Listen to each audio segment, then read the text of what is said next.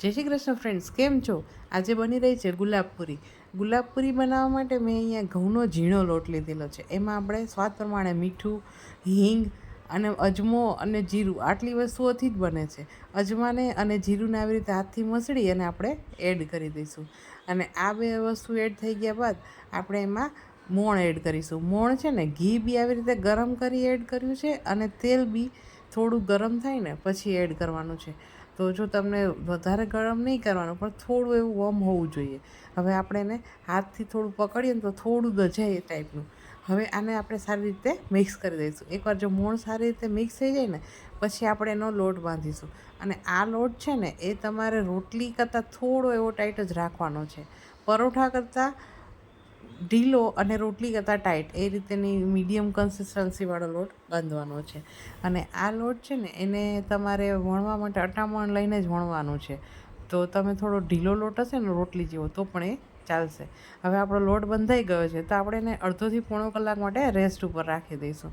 અને રેસ્ટ આપ્યા બાદ જો તમને અહીંયા ટાઈટ લાગતું હોય તો પાણી નાખી અને તમે એને સોફ્ટ કરી શકો છો. હવે એના એક સરખા લુવા કરી અને આપણે એને વણી લઈશું. અને ડસ્ટિંગ કરી લોટ સ્પ્રિંકલ કરીને જ વણવાનું છે. તો આવી રીતે એની બહુ જાડી નથી રાખવાની, આ પૂરી પતલી જ રાખવાની છે.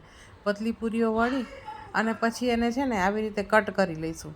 આ બધી કટ થઈ જાય ને એક સરખી પછી એને આપણે સેપરેટ કરી લઈશું. તો બને ને તો બધા રોટલા એકસાથે વણી અને પછી આવી રીતે પાડી લેવાય. તો બહુ ઇઝીલી આ પૂરી થઈ જશે. અમે આ રોટલા વણી અને એને છે ને એકબીજાની પર ચોંટે નહીં એટલા માટે એમાં થોડો એવો તમારે લોટ છે એ થોડો સ્પ્રિંકલ કરવો પડશે. આવી રીતે લોટ સ્પ્રિંકલ કરી અને રાખવાની છે. હવે જ્યારે આ ગુલાબપુરી બનાવો ને ત્યારે બી આ એની પતલી પૂરી લઈ એના ઉપર લોટ સ્પ્રિંકલ કરવાનો. પછી આવી રીતે વચ્ચેના ભાગે પાણી એડ કરતું જવાની અને પછી એના ઉપર બીજી એવી રીતે બધી જ પૂરીઓ એડ કરી દેવાની. અહીંયા મેં 6 પૂરીનું લેયર બનાવ્યું છે. જે ખુલે છે ને ત્યારે ખૂબ જ સરસ લાગે છે. હવે ઉપરની પૂરીમાં લોટમાં પાણી નથી એડ કરવાનું. હવે આપણે આવી રીતે સ્પેચ્યુલા કે કોઈ પણ તાવેથારથી મદદથી પણ કરશો ને તો આવી રીતે સરસ મજાની છૂટી છૂટીવાળી પૂરી બની જશે. હું બીજું પણ બતાવી રહી છું. એના ઉપર પહેલાં તો આપણે બધા જ ઉપર થોડો થોડો લોટ સ્પ્રિંકલ કરી દઈશું.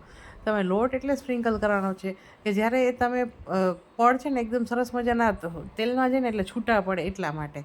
આવી રીતે આપણે 6 પડને થોડો થોડો લોટ ડસ્ટ કરી અને પછી એના ઉપર આપણે વચ્ચેના ભાગે ખાલી ભીની આંગળી એડ કરી દઈશું.